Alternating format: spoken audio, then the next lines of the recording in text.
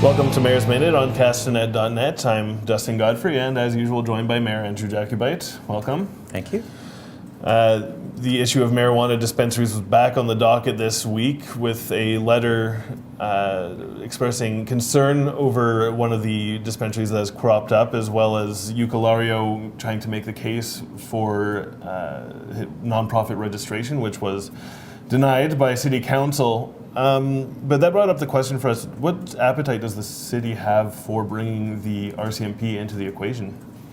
Certainly before it came to council to talk about temporary use permits, it was for the RCMP to enforce.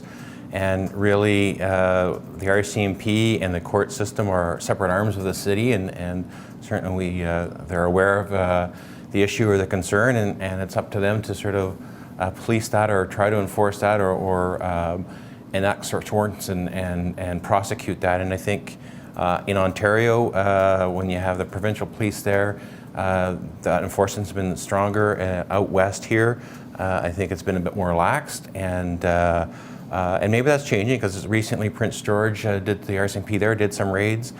In the past here, the RCMP has been unsuccessful in getting search warrants or being able to enforce, and I think that's been part of the problem. And also when it came to council, we were sensitive to the fact that access to medical marijuana, there were benefits, and that's why we looked at having 2 temporary use permits allowed, and anyone else who was not authorized is operating a business without a license, and we gave them till early January to close up shop or to move, and those who are still kind of rolling the dice, we are increasing enforcement from just weekly fines to daily fines in very, very short order, to going to injunctive actions to have the courts help impose that. And there was a letter from one business operation who's being adversely affected from the clientele and the operation of one of these unsanctioned marijuana dispensaries, and so council took that seriously, and we are trying to enforce that and weed that out.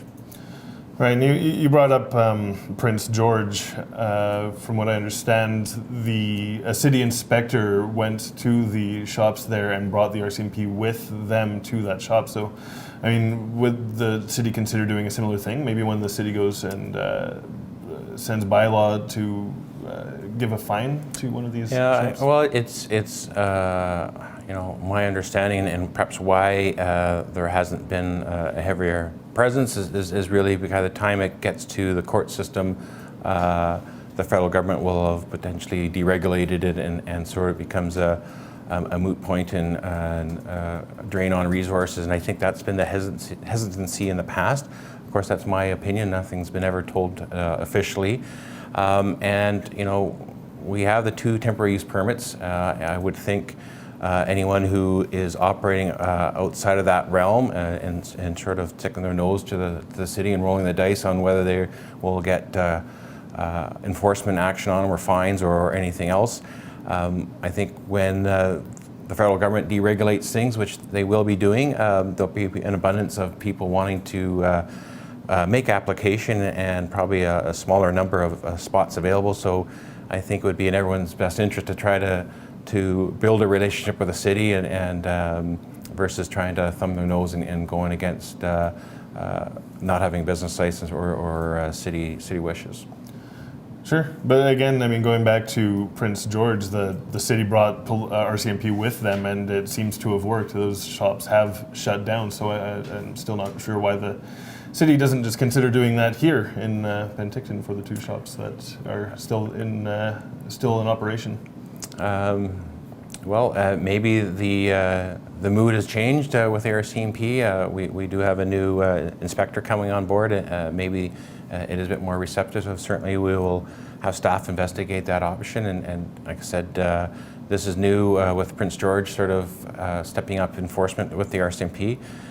Whether that applies here or can apply here, we'll certainly look into that. And right now we've authorized 2 temporary use permits. We will, anyone else that hasn't been authorized, we will step up our enforcement, and whether that includes RCMP or not remains to be seen. We'll try to investigate that.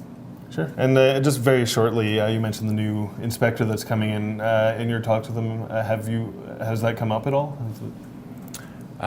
No, we've only had the initial interview process when he comes in, and we're hoping for him to come in at least for sort of a meet and greet, and we can sort of talk about policing priorities. They usually come to the city about policing priorities, and again, police operational tactics and the court system are separate arms of the city, and so we really rely on they're the experts on how to handle these scenarios and how they're going to, moving forward, handle these scenarios.